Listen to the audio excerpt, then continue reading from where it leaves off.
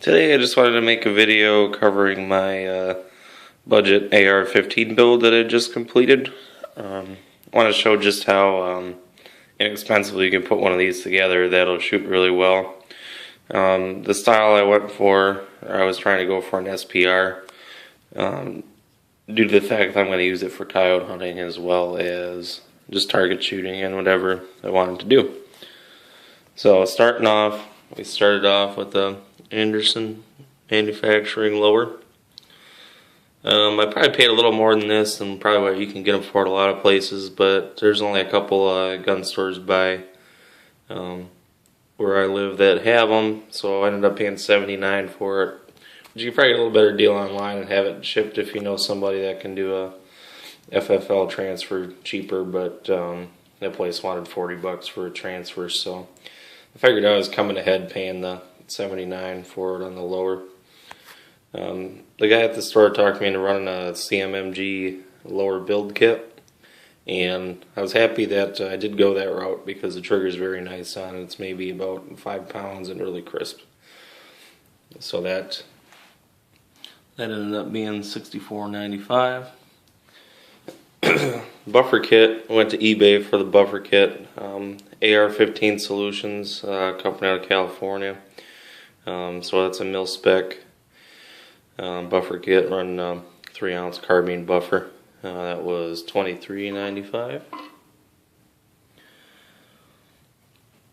Bolt carrier group, I bought factory direct from Anderson. They had a sale going on their website, a complete bolt, mil spec, MPI tested. I think it's just anodized, but they're, plain just a regular mil spec bolt. It's just fine for $84.95. That was a really good deal. Usually they're running over $100, so I think with shipping that might have been a little more, but yeah, I think it was an extra $10-15 for shipping on that one. So Anderson arms upper as well to match. Primary arms out of Texas had those on sale, $69.99. Come fully assembled with the door cover and the forward assist in it.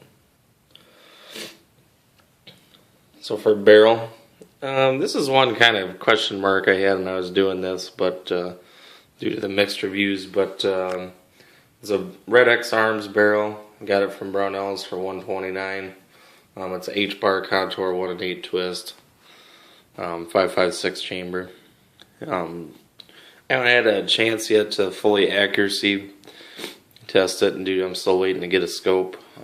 When that occurs, we're going to have a full range test. I've probably shot about 80 rounds through this gun so far, and it seems to shoot very well. I got a couple groups with the red dot on them, about under an inch at 50 yards, so it should be, when I get a good scope and mount on it, it should be just fine. But when we get to that point, I'll do a full test with 7 or 8 different kinds of ammo and see how well it shoots with different weights too.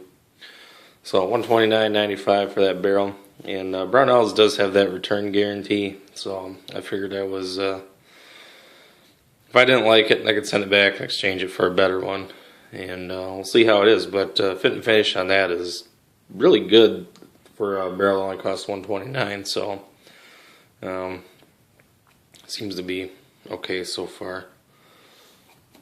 For the rail, I got this off eBay. It's a Tac Vector optics rail. They're just an inexpensive key mod. I didn't want to go crazy on it. Ideally I would have liked to run a Troy, but I'm trying to keep the budget down on this, because I only had a little bit of my tax return left over to build this guy with. But the fit and finish on this guy is really nice. Matches up good with everything. Comes with a couple longer rail sections, which I'm not going to leave on there. I just put it on there so I don't lose the screws for the moment, but a small one. This will take standard ones for a key mod, and that is free floated. Comes with a barrel nut, don't have to buy any of that. For a muzzle device, I just got a standard A2 bird cage off off eBay for $14.95. Didn't want to do anything fancy. Like I said, we're trying to stick to the budget on there. You could easily drop $100 on stuff for this, but this seems to get the job done just fine. For gas block, hard to see under there, but running a Troy low profile gas block. So I got that on eBay for $34.95. Sealed up good, lined up really good with everything. No complaints about that. Gas tube, I got that from Brownells when I ordered the barrel. It's a DPMS rifle length gas tube. This barrel is a rifle length system. So that was $13.95. I had to get a set of spare roll pins. That's one complaint I had about the seller that I bought the gas block from. I didn't ship with a roll pin, so I had to buy some roll pins. Not a big deal. It's only $2, but it's still irritating. Got for St. Patrick's Day sale, Primary Arms had PMags for $8.49. Gen 2 just black. They had flat dark earth ones for a couple bucks more, but thought that was a good deal, so I bought 5 of them. Should last. Stock.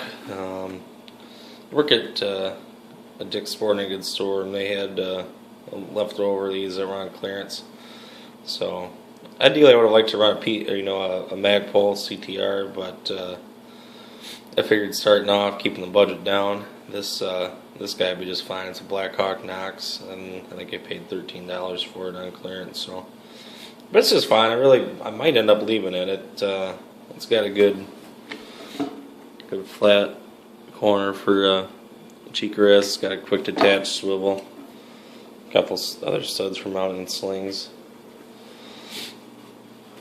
So hard to argue with $13 on that. And then for a charging handle, just same deal. Anderson, got that from Primary Arms for $15. Sight mark sight my dad had laying around. I just put it on there to have something to try it out with, and it seems to hold zero well. I'll tell you what, though, on this sight, I'm not so sure I could recommend it because when it gets cold, it seems to shut off on its own. I'm not even going to talk about these sights. I ordered these sights. They were like $22 on eBay. We're supposed to be Magpuls. Well, needless to say, they're not. They don't work for crap. So don't buy anything that's not a real Magpul. They don't work. This thing, I had the sight cranked all the way to the right, and it was still shooting 6 inches to left with it maxed out to the right. And the front sight is really low. So I was shooting probably 3 feet low with it maxed out. So don't buy these. Just get good ones. But that brings the grand total $639.07. There might have been about $20 more shipping on there, but I didn't have all the receipts for that. So I'm going to have a full accuracy test on it. But we ran about 80 shells through it to start, and no jams. Everything ran good. So yeah, you can definitely, if you do your shopping, maybe you could even get some of this stuff a little bit cheaper if you got lucky and caught stuff on the right day. But all in all, it was a fun project and come out good. A good way to get everything mil spec. Can't argue, hard to argue with the prices on these Anderson stuff. Their fit and finish is good. No complaints on it. This is a blem lower, and you can't even, there's nothing.